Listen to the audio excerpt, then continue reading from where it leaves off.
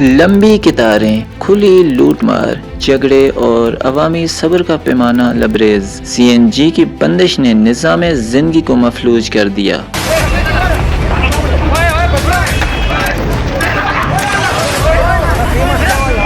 ہزارہ اور ایبٹ آباد میں سی این جی کی سنگین صورتحال اس نہج پر پہنچ چکی ہے کہ عوام کی زندگی مفلوج ہو کر رہ گئی ہے۔ حکومت کی جانب سے صرف 3 گھنٹوں کے لیے گیس کی فراہمی، مگر شہر بھر کی گاڑیاں لمبی قطاروں میں کھڑی۔ یہ کیسا نظام ہے؟ یہ تو کھلی لوٹ مار اور عوام کو یرغمال بنانے کے مترادف ہے۔ دن کے اجالے میں شہری سی این جی پمپس پر ذلیل و خوار ہو رہے ہیں، سڑکیں بند، ٹریفک جام اور معمولات زندگی درہم برہم۔ اگر ایک لائن میں 100 گاڑیاں کھڑی ہوں تو بمشکل 50 کو گیس ملتی ہے، باقی آدھی آبادی خالی ہاتھ لوٹ جاتی ہے۔ یہ سب حکومتی نااہلی اور کھوکھلے دعووں کی بدترین مثال ہے۔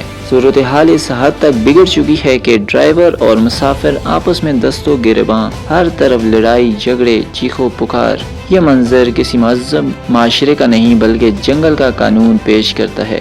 حکومت کاغذی ترقی کے دعوے کرتی ہے مگر زمینی حقائق عوامی اعتماد کی نیلامی بن چکی ہے۔ عوام کا کہنا ہے کہ یہ صرف بحران نہیں بلکہ قوم کے صبر کا امتحان ہے۔ اقتدار کے نشے میں چور حکمران شاید بھول چکے ہیں کہ یہی عوام کا فیصلہ بھی کرے گی۔ اگر یہی حالات رہے تو یہ بحران صرف سی این جی تک محدود نہیں رہے گا بلکہ عوامی غصہ کسی بڑے طوفان کا پیش خیمہ بن سکتا ہے۔ یہ سوال اب بھی قائم ہے، کیا عوام کو ریلیف ملے گا یا یہ اندھیر نگری یوں ہی جاری رہے گی؟